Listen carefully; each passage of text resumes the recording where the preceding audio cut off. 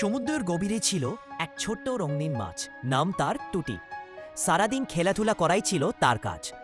একদিন টুটি একা সাঁতার কাটছিল।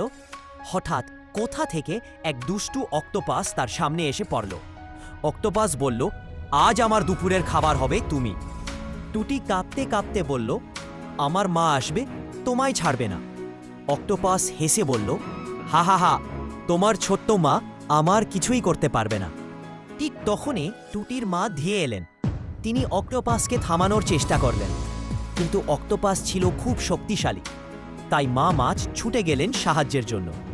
দূরে বিশাল এক গুহার ভেতর ঘুমাচ্ছিল সমুদ্রের রানী তিমিমা। মা মাছ ডেকে বললেন, আমার ছেলেকে বাঁচাও। তিমি চোখ মেলে বললেন, তোমার সন্তান মানে আমার সন্তান। তিমি এসে অক্টোপাসকে দেখে গর্জে উঠলেন, ছোটদের কষ্ট দিলে আমাকে জবাব দিতে হয়। অক্টোপাস দৌড়াতে চাইল, কিন্তু তৎক্ষণে তিমি একটা বিশাল ঢেউ তুলে তাকে গিলে ফেলল। টুটি আবার হেসে খেলায় ফিরল, আর সমুদ্রে সবাই বলল, মা মানে সাহস, মা মানে রক্ষা। ভিডিওটা ভালো লাগলে লাইক, কমেন্ট, শেয়ার ও সাবস্ক্রাইব করে দেবেন।